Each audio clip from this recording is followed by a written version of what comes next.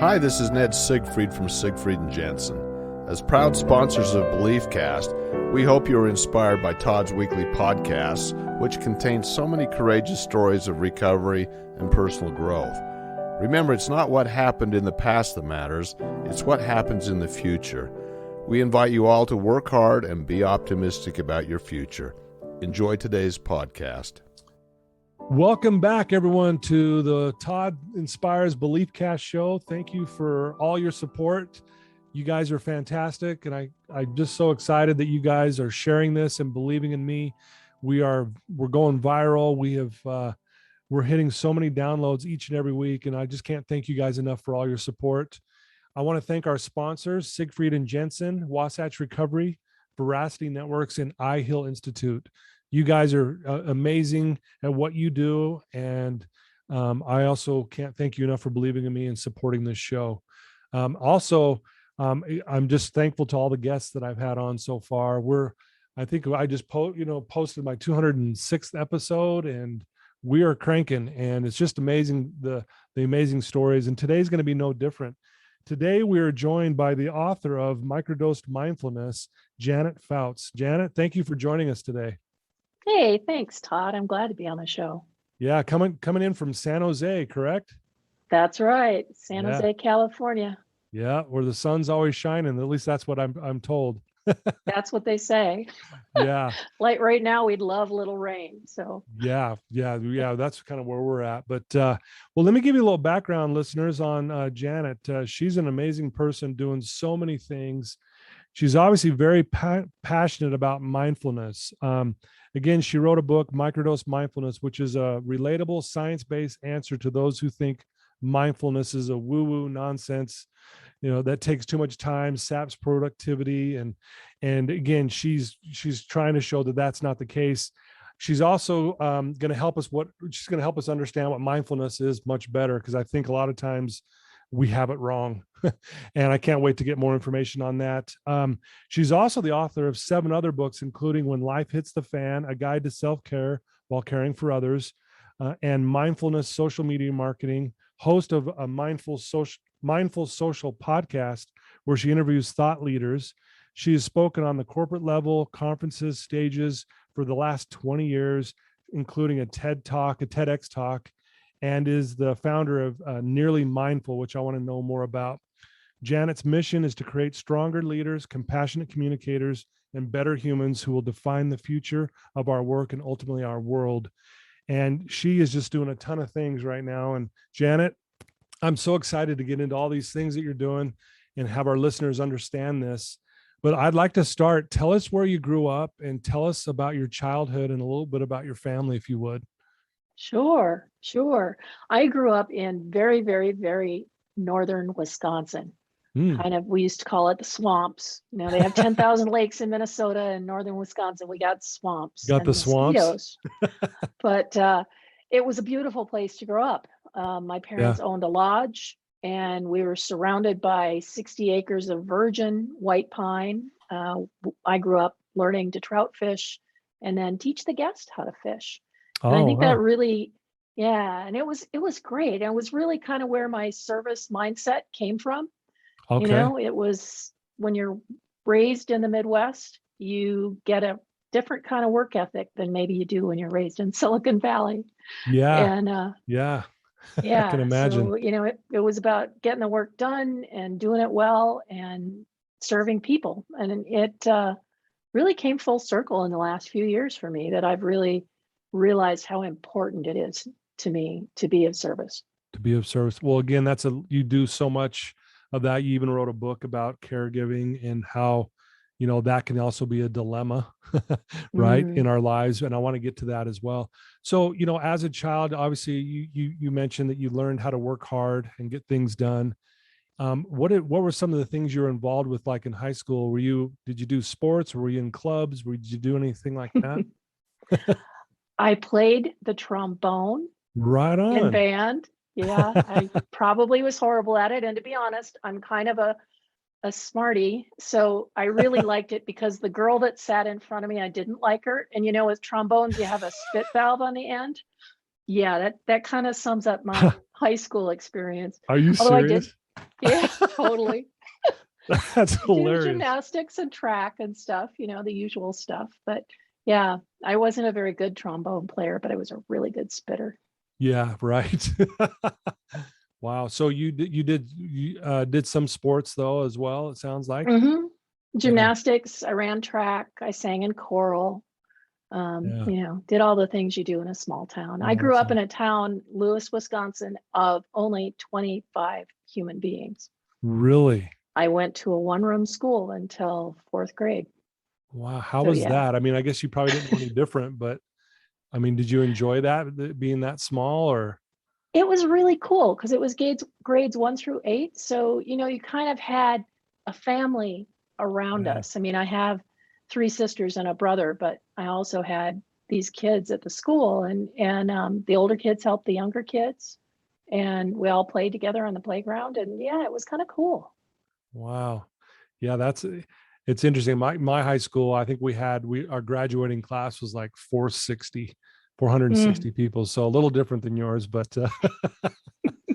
that's cool. I've heard a lot of good things about other people who grew up in a kind of a smaller community, and they, like you said, it felt like family in a lot of ways, and you had a bunch of people that had your back, which is kind of cool as well. So yeah. Yeah, but one of the things that you're back to high school, one of the things you regret about that is that all of the neighbors know your business. that's the So, other. if us kids went out and got in trouble, my mom knew about it before we got home, Yeah, I guess that's the drawback, or maybe that was a good thing to keep you in line. I don't know. right? Yeah, I think it did. Yeah. Well, thank you for sharing a little bit about yourself there. I know, again, we mentioned in the intro, you're doing so many things. You've written a lot of books. You're a speaker. You're a mindfulness. I called it a master. I think you're the master of mindfulness. Um, you do corporate events, you do individual sessions, and you're just doing so many great things. Tell us how you got involved in this and why, and we'll get into some of these books and your current book, Microdose Mindfulness. Let's talk about that as well. Yeah. So I was running a digital marketing agency up until, oh gosh, it's been a while now. It's been about 15 years. But I ran it for about 20 years, and it really was wonderful to be in the early days of digital marketing. Mm-hmm. And then my partner developed breast cancer, Wow. and I became a caregiver. And the thing about being a caregiver is you kind of lose yourself a little bit, Yeah. and you don't take care of yourself very well. I was really good at not taking care of myself very well. And that service mindset kicked in. So it was Yeah. all or nothing, baby. And it was really hard. Yeah. I didn't handle it very well. I got really depressed. I tried a lot of what they call maladaptive behaviors. Mm-hmm. That could Yeah. be drinking, it could be alcohol, Yeah. it could Sure. be eating too much, it could be just not taking care of yourself. Yeah. Netflix is also a maladaptive behavior to some, Absolutely. Yeah. Binge watch something for 4 hours, right? right? Yeah. That's pretty So common. so finally I decided, okay, I got to figure out how to take care of myself better. And I went to a retreat, a weekend retreat about mindfulness. And I went, Mm-hmm. wow, this is amazing. This is going to help me. And it really did. And I also discovered that most of the people that were at that retreat had some kind of trauma in their lives that they were trying to manage too. And since then, I realized that, we all turn to something. Yeah. You know, some people turn to their faith, some people turn to other forms of self care. But if you're Mm-hmm. going to actually take care of yourself, you need the right tools. So I Yeah. started studying a lot. I went to a bunch of schools, studied all over the place with some great teachers. And I realized that I didn't really get any fulfillment out of digital marketing anymore. Shock, Yeah. I know. But, Right. it, you know, Yeah. but it really mattered to me that I was able to help people and help myself and help my partner and my family and other people. And so I started teaching, and kind of took off from there.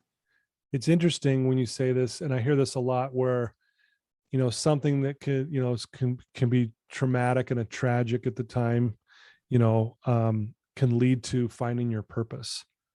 Yes. So that's kind of what it sounds like, as hard as this was, I'm sure going through that with your partner, through that you found your passion for what you're doing now, Yeah. I think in the back of my mind, I've always wanted to make a difference in the world Hmm. and not just make money and not just do what I thought I should do, all the Yeah. shoulda, woulda, couldas. Yeah. And I'm there now. I call myself my company is Nearly Mindful, and I call myself a Human Potential Facilitator. Ooh, I like Silly, that. but cool. It's kind of Yeah. cool, isn't it? That sounds way cool. No, I need to change my title now. Yeah. Mine sounds really weak after hearing that one. I don't know. I think it would fit you. Maybe. Yeah. Can I From steal listening to it? this show, it would. Oh, no, I love that. And, um, you know, you also talk about, and I watched a video where you talked about the caregiver dilemma.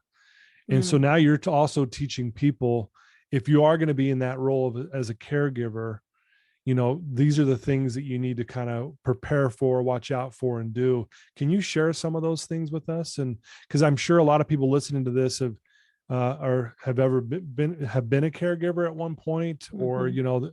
that may come down the road, and so this would be good information for them. Yeah, gosh, if you are married and somebody gets sick, you've been a caregiver. If you've got Yeah, kids, if you've got parents who are getting older and they need support, you're a caregiver. yeah, And, the first thing that happens to a lot of people is they're like, okay, I've got to completely ignore myself and I'm going to get busy, busy, busy and fix, fix, fix, fix, fix. None of those are good for you. And none yeah. of them are helping the person that you're caring for. Mm, It's really important that we recognize that if we don't take care of ourselves, we're not doing a full job of caring for others. And so sometimes it's just, about noticing, right. oh, I'm not I'm not fully myself right now. Oh, I'm distracted. And that self-awareness, that recognition, that's mindfulness. That's why I Okay. call a company Nearly Mindful, because it's like we're all just on the edge of being mindful all the time. Okay. But all it takes is for us to just stop for a moment, take a pause. And in that pause, check in with yourself. How am I feeling? What am I doing?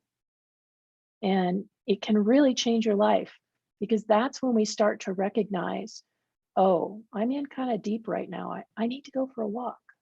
I Yeah. need to breathe. For me, mindfulness isn't necessarily, although I do meditate about 20 minutes a day. Right. For me, it's kind of aggregate. Okay. Sometimes I'll sit for 20 minutes. Sometimes I'll sit for 5, a few times a day. Doesn't matter. Yeah. It's really about taking that time to reconnect with yourself and to get settled and to be present with whatever's going on right then. And when you're caregiving, sometimes you forget that part. Right. Wow. Thanks for sharing that.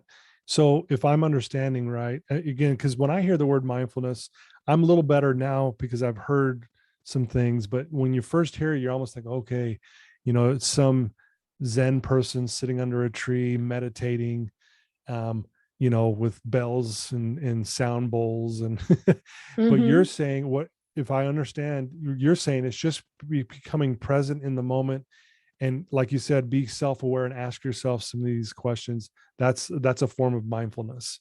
Absolutely. The whole sitting under a tree in Zen mode and all of those things, that may be an aspiration for someone, but don't Right. let it stop you from Okay. taking that pause. And I think Yeah. that's what's important to me, is that mindfulness really can be microdosed. It does not have to be a whole on big, huge thing that you've got to do and accomplish. Yeah. Just stop. Yeah. Well, I love what you said too. You said you do like 20 minutes of meditation, but at times it's not always 20 minutes. It might be 5, it might be a few minutes here. Again, just kind of, being where you're at and what your situation may be, and not maybe even beating yourself up because you didn't get 20 minutes in or something. Oh, stop beating yourself up right now. It's not helping anybody. It's Yeah. just making you feel guilty, and then you do it less and you Yeah. enjoy it less. Or you Yeah. think, oh, I'm supposed to be meditating, but I'm actually thinking, oh, I'm not a good meditator. I got to quit this. Yeah. No, Nobody's mind is completely silent. That's not how minds work. But Right. going, okay, I'm noticing I'm distracted, and I'll come back to whatever. Maybe it's my butt in the seat. Maybe it's my breath. Maybe it's looking out the window at the sky. You can Yeah. actually meditate by just watching the clouds. Yeah. I love that. Very well said. So tell us a little bit more about your book, Microdosed Mindfulness. Like, what would one find if they read this, and why would you want someone to pick this book up and study it and learn from it? Well, I should say first that the book is coming out probably January now, Oh, because okay. I'm a mindfulness coach, so I got to thinking about it and then I got lost. So it's Hey, I love the honesty. That's awesome. well, what it really is that I started interviewing people about how they were dealing with mindfulness at work, Okay. and realized that I needed to add more to this because a lot of my clients are struggling with dealing with the stress at work and Yeah. the way that we're dealing with things right now. And I wanted to make sure I got more of that in the book. So Okay. January. But the idea of the Love it. book is that you can flip through the sections and pick up something that's going to be on one page that's just going to explain to you something you can do. And it's very simple, because I think those microdoses, there's a phrase in psychology called titration. And basically, if you're afraid of heights, you might step up on a stool, you might step up a little higher. Yeah. It's that aggregation. And the same thing is true with microdosing mindfulness. It can Right. be just stopping, taking a breath, noticing. It can be somebody's talking to you and they're starting to really bother you, and you don't want to be too distracted, looking past their ear while you're listening Mm. and allowing that distraction to distract you from all of the things that you think you're going to answer when they haven't even finished their question yet. Yeah. I think a lot of us struggle with that one, right? It's like, I'm already going to tell you, I didn't hear what you said, but here's my answer. Yeah. Another moment of mindfulness, just listen, Yeah. and we don't do that so often. Yeah. Well, what I've noticed already from you and also studying you have a very calm way of talking. It's at a beautiful pace. It feels very safe. I'm sure you probably hear this a lot, very peaceful, you No, know? thank you. Yeah. And I think that's probably why you're so good at what you do, because I'm feeling just relaxed sitting here talking to you. Honestly, like it just, I've done a million of these podcasts now, and I'm feeling calm and peaceful just listening to the way you talk and the way you're doing it. I love it.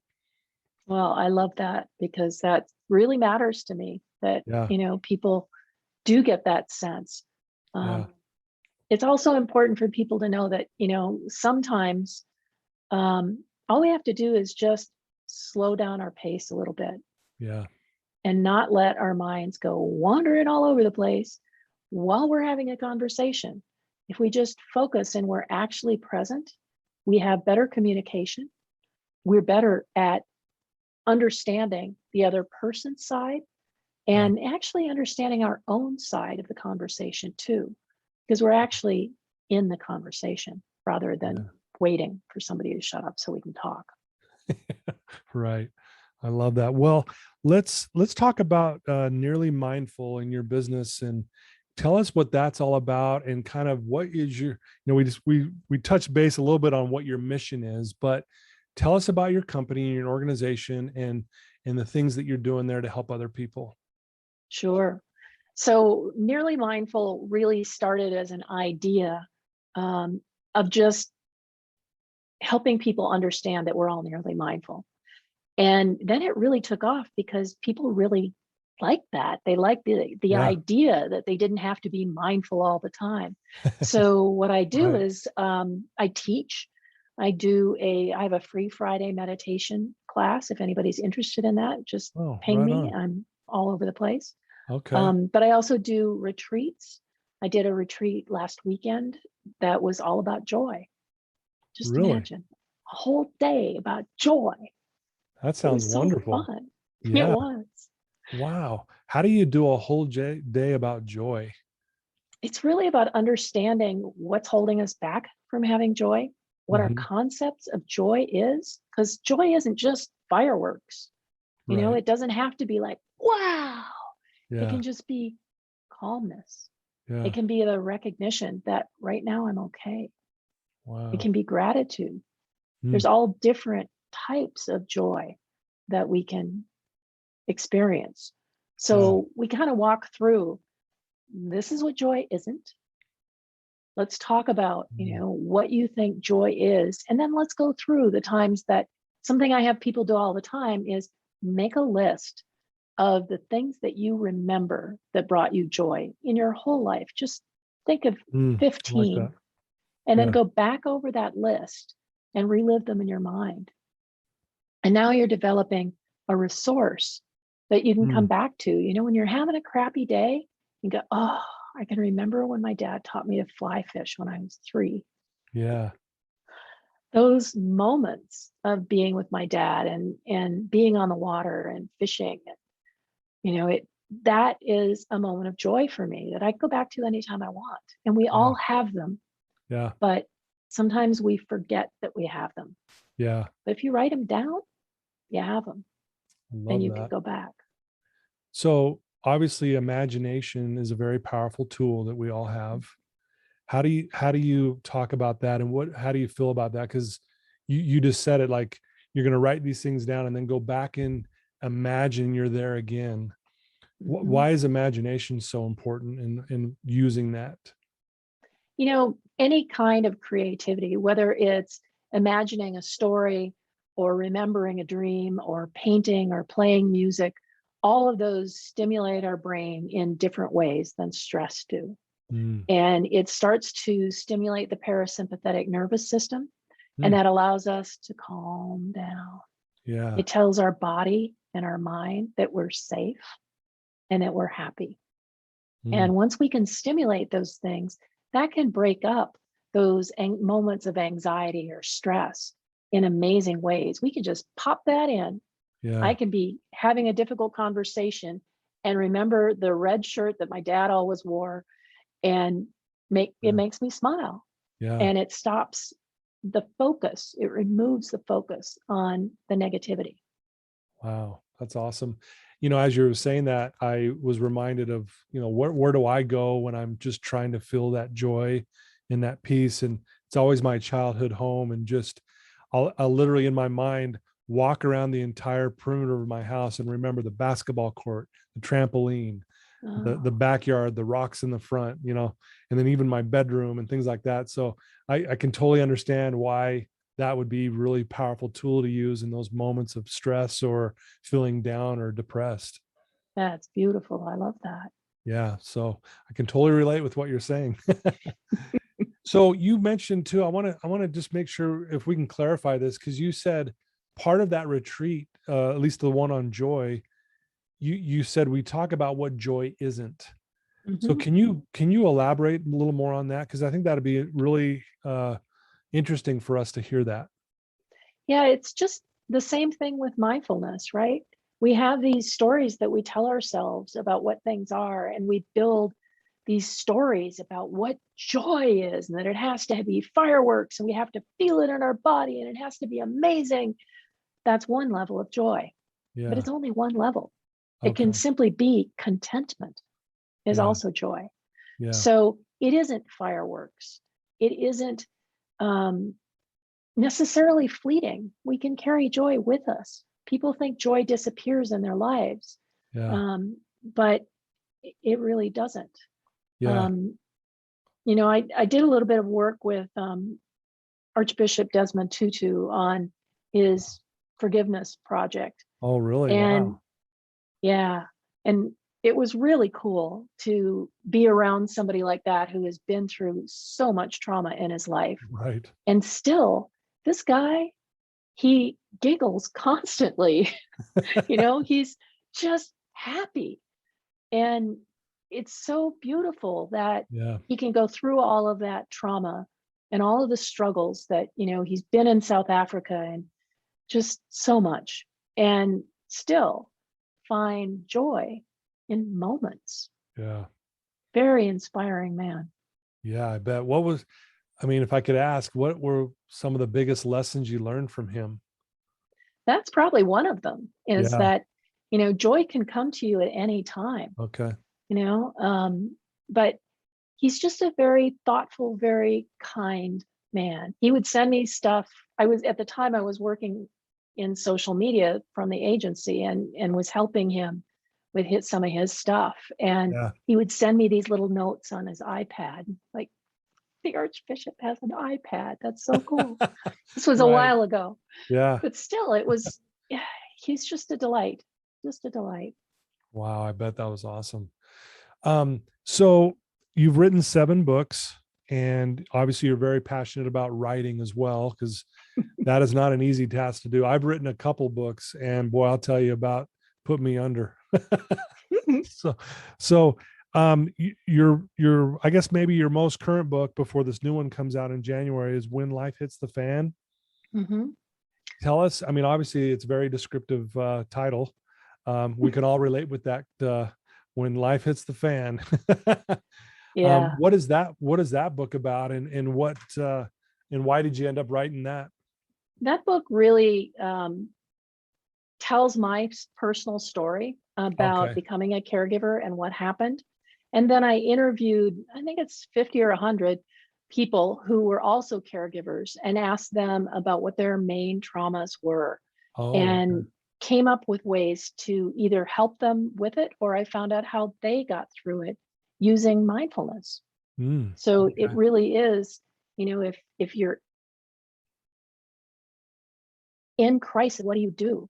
And I add some simple tips there as well. But like, something that a lot of caregivers do is we spend a lot of time in the emergency room or in the hospital Yeah. or anywhere waiting.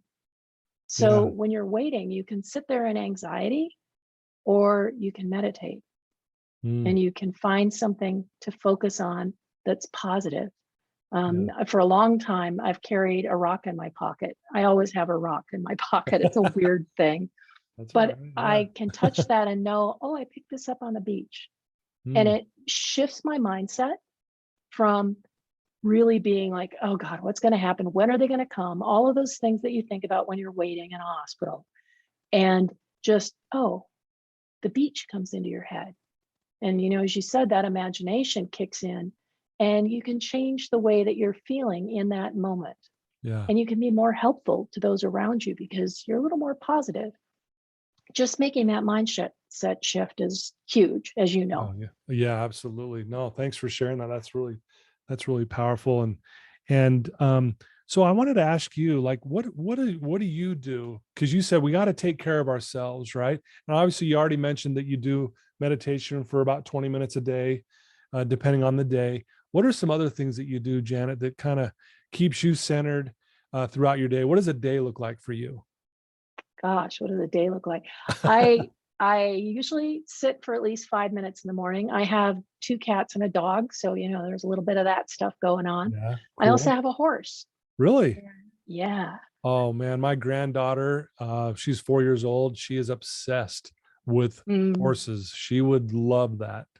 girls and horses. Yep. I'll have to send you a picture. Please do. Yeah, I would love to see. I'll show my granddaughter. She'll love it. Yeah. Bess is a Missouri foxtrotter, and she's a beautiful horse. But Mm, she's one of the places that I realized I can meditate anywhere, because I yeah. can be brushing her and just be fully enjoying my time with her. And Yeah. that's one of my escapes. And Sure. it's a wonderful way to escape, because animals don't let you not pay attention.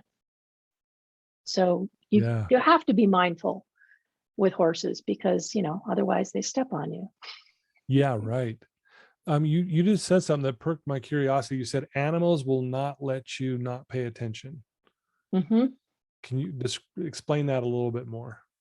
Well, it's very common. People who have dogs, for example, they will Mm, know when you're upset, and they'll yeah. come to you to comfort you, and they'll comfort you by allowing you to pet them. And when you pet them, you feel better, and Yeah, they know that. it's true. With horses, it's a little different. If you're riding and your brain's off over here, the next thing you know, the horse is either eating or running off somewhere, Right. one way or the other. They Right. will say, oh, you're not paying attention. Wow. I love that. Yeah. I have a dog, and yeah, I know exactly what you're talking about. If I'm down or whatever, the dog gets right up next to me, and yeah, next thing you know, Mhm. you're petting the dog and you're actually feeling a little better, you know? Yeah, So it's amazing. Animals are amazing, aren't they? they are. They are. They have pure hearts and they don't have agendas. Yeah, Well, they don't. food, Right. but Yeah. other Where's than my that, food? Where's my food? Well, so you've done a lot of speaking events, which we mentioned. You did a TEDx talk, which is awesome. I listened to the whole thing. Very, very well said. And what are some of your plans? Are you going to be doing more speaking events, and maybe talk about some of these maybe upcoming retreats you might be doing that we could learn more about? yeah, yeah. So I am doing another talk next Thursday. I'm doing a talk for Women in Power, which is actually Mm. a women's conference for women who work in the power industry, Oh, which is really? really interesting. Yeah. Yeah. Wow. And it's going to be all about resilience, which is Oh, another one of my favorite topics. And so that's my next speaking gig. okay. Um, if people keep an eye on my website, I don't have any retreats coming up right now because I'm going to be going on vacation, and I'm still not 100% on the face-to-face retreat thing. It's still Sure. challenging. Yeah. So I'm doing half-day retreats online Okay. on Zoom, and they're only 2.5 hours. So they're doable. Yeah. They're not overwhelming, but I do offer those about every other month. Okay. Yeah. And So yeah, obviously, where we're at with COVID and everything, we got to be careful, and totally understand that. So, um, so if someone wants to learn more about you and learn more about what you're doing, what's the best way for them to reach out to you, and maybe tell us where your website is and that kind of stuff. yeah. So my main website is janetfouts.com. That's the easiest one to find. There is a website for Nearly Mindful that I don't take care of as well as janetfouts.com because I'm still working on it. Yeah. But and anywhere in social media, you'll find me at jfouts. Okay. I love that. So again, you call yourself a human potential facilitator, right? Hmm. I love that, by the way. It's so cool. What, as when someone comes to your website and things like that, they're going to learn obviously more about you. But what does that mean when you say, what is human potential? Like, what is there a limit to that? What does that mean exactly? I'm not sure if there's a limit to that or not, but I think we all think we have a lot of limits. Oh, yeah. And, so I think there's a lot of people, especially now, I'm talking to a lot of people who are like, I don't really like my job that much. I've Hmm. been doing things that I should do for so long and I want to make a change. Maybe it's age. I mean, I'm 62 and I changed my entire life at 55. So, Wow. That's if people amazing. are not really, but Well, yeah. it's amazing because the culture would say, yeah, you're past your prime. Hmm. But no, you're like, no, I can reinvent myself every day, right? We're still middle-aged, but Yeah. anyway, I think that even younger people are like, I just feel like I'm doing what I have to do or what I should do, and it's not what I want to do, and I don't really know where I want to go. So a Yeah. lot of the ideas with the human potential facilitator is to say, okay, let's sit down and kind of look through that. And I use cognitive behavioral therapy and emotional intelligence. Mindfulness is definitely part of it Yeah. for us to help understand how we can really be the person that we feel we want to be. Mm, And maybe that's figuring out what that even is. yeah. I love that. You also do individual coaching as well. And I Yes. would imagine that's via online as well at this point. But if someone, what would that look like? Who do you work with? Like, what type of clientele would want to seek you? Who would that be? Well, those people that are just struggling right now about, I'm just not happy and I need to figure it out. That's great for coaching. Okay. But I'm also working with teams to kind of help them pull together.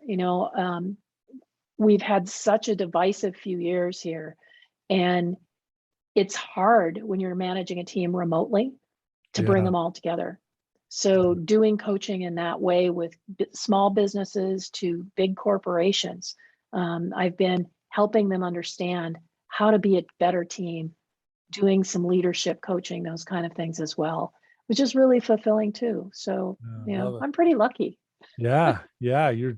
That's amazing. So, you mentioned that you're going to go on a little vacation here. You got a book coming out in January. Is there anything else out on the horizon that you could share with us that you're, might be doing, that might be coming up? I think you're just going to have to go to the website and Okay. sign up for the email list and find out. Because right now I'm really nailing down the book and taking interviews from people who, are looking to be closer to their human potential in their lives and figuring out how I can make sure the book helps them with that. Oh, I love that. So if someone comes to your website, can they also link up to your podcast as well that you do?